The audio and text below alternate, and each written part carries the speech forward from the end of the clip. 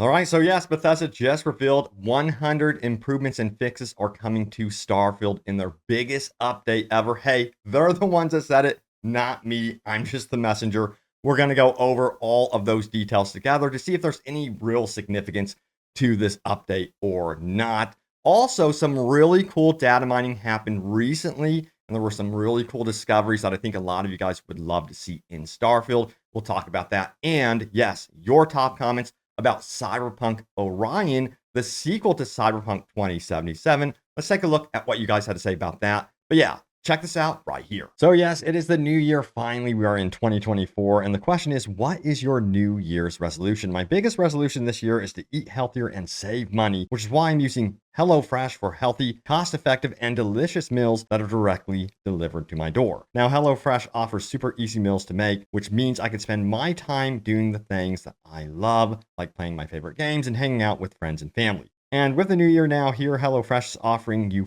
free breakfast for life. Get one free breakfast per box while your subscription is active. That is one heck of a deal. And the new meal selections at HelloFresh go beyond just breakfast and includes a selection of over 30 plus calorie smart and protein smart recipes each week and 100 seasonal convenience items from hamburgers to chicken to veggie and everything in between, even tasty snacks and so much more. And I love how it's all delivered straight to my door. No more shopping at the grocery store and dealing with long, never-ending checkout lines. So if you want to try delicious and healthy meals while saving some money, click the link in the description below or use my code POGOWG free and get free breakfast for life, one breakfast item per box while subscription is active. And once again, a very special thanks to HelloFresh and believing in what I do here and sponsoring this video. All right, so let's get straight into what Bethesda had to say about this brand new update coming up in January. So here's the thread. It says next week on January 17th, we'll be putting our biggest Starfield update yet into Steam beta with over 100 fixes and improvements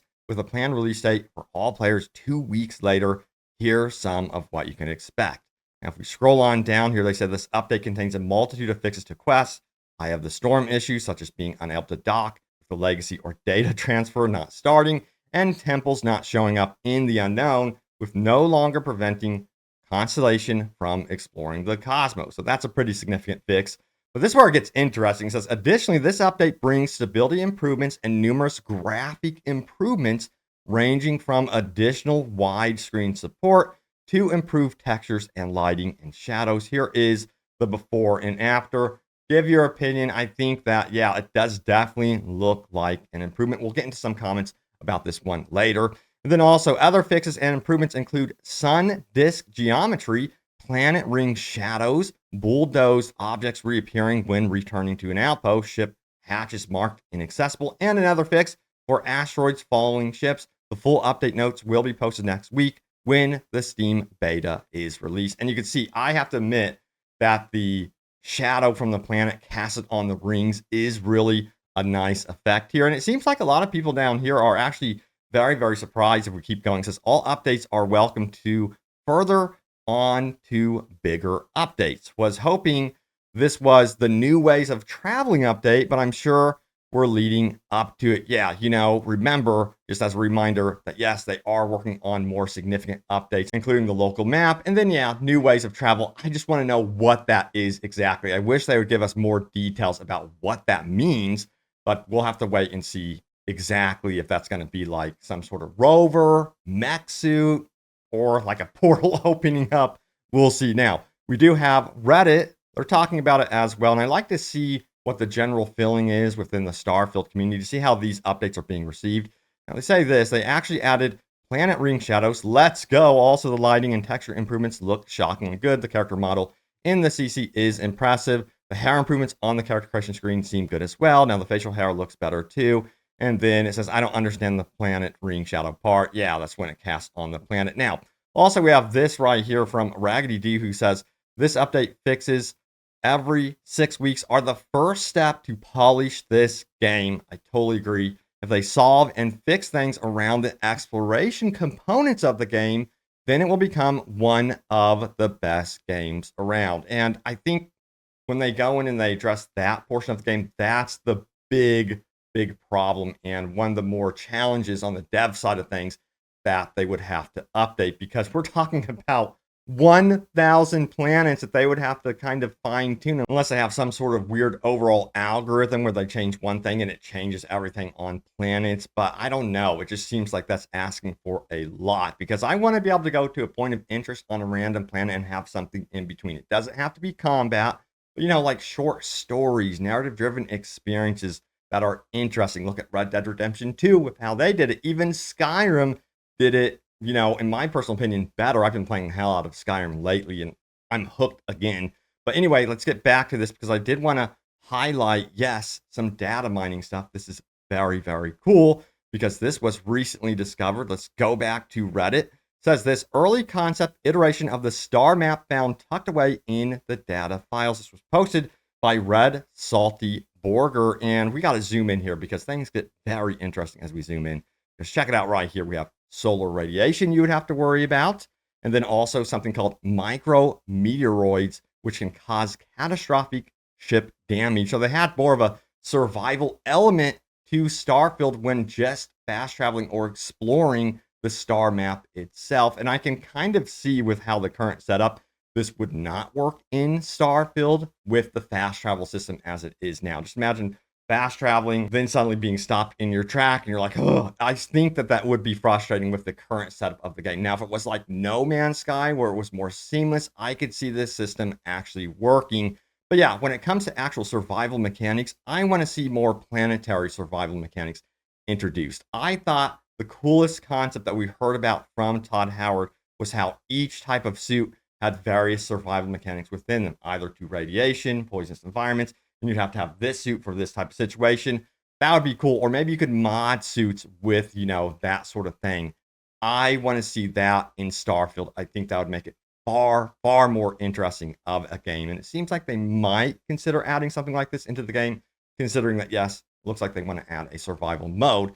So, yeah, we'll see what happens with that one. But I think a lot of people will come back to the game and try it out at the very least if they have those type of elements in the game. Now, mentioning cool point of interest, there are some controversies out here on Reddit about this one. Let's get into this. So you'll see. Stick with me. It says this, finally exploring level 70 systems. Never seen any of these point of interest in 600 plus hours. Feels like a completely new game. And as you could see, they posted this point of interest right here. And then another one. I've actually seen this one for myself several times. So I'm like, that's nothing new.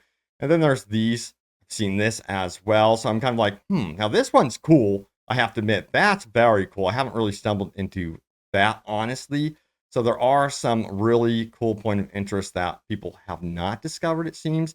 And by the way, this post did actually get quite a bit of upvotes, and there's 20 slides here. I just think that they need to pull a lot of these environments more forward on the 1,000 planets that you explore. But anyway, yeah, it has 1,200 upvotes, which seemed to say that people were very curious about it. But if we scroll down here, it says that first pick point of interest was one of the first ones I ran into when exploring at a very low level. I see this one on every planet and moon I land on. It's probably the one I see the most. Yeah, same. I'm pretty sure these posts are made by people to karma farm controversial opinions. Pretty sure it's just the Starfield marketing team names Constellation. All they post about is Starfield. That is all. And if you go into another one of their posts, yeah, they're very positive about the game. But this is cool. I have not seen a blue planet like this on my ventures. And again, 908 upvotes. But yeah, it seems like the community is like, what's going on here? I don't know. People are reading into it too much or not. But yeah, let me know what you think about some of those point of interest. If you've seen all of them, or if you're like, they need to pull some of those more forward on some of these planets that you explore instead of keeping them hidden away in the game. And I think that the Starfield team, Bethesda, wanted to have it where there were some rare encounters. And I think they made some things possibly too rare in the game.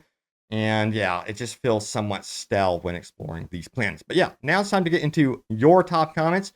Remember, leave a comment down below. It could end up in a future video, so let's do this. But my more recent video, I guess you would say, was about Cyberpunk Orion, which is the code name for the Cyberpunk 2077 sequel. There are some new updates about it. Check out the video, but let's get into what you guys had to say about this one. Let's scroll on down here. It says, in Cyberpunk, the talking cutscenes were so immersive in first person, like when you sat down close to someone around a table, for instance. They did such a fantastic job at this. Yeah, they killed it in that regard, and it's tough to follow that as any dev team. It's pretty intimidating to be like, how are we going to compete against what they did in Cyberpunk? But even the Cyberpunk devs talked about Starfield's first person interactions and their interactions overall, stating that Starfield is by far a much bigger game in their books, and that's how they felt about it, which was interesting.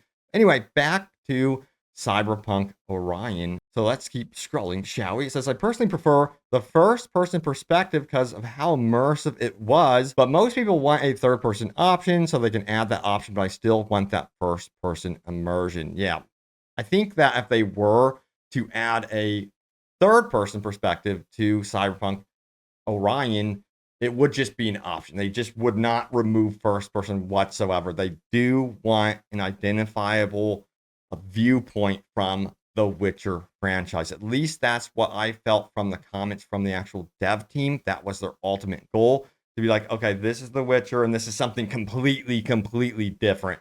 I still feel like you could tell just by the fact that you're in a cyberpunk dystopian night city, of course.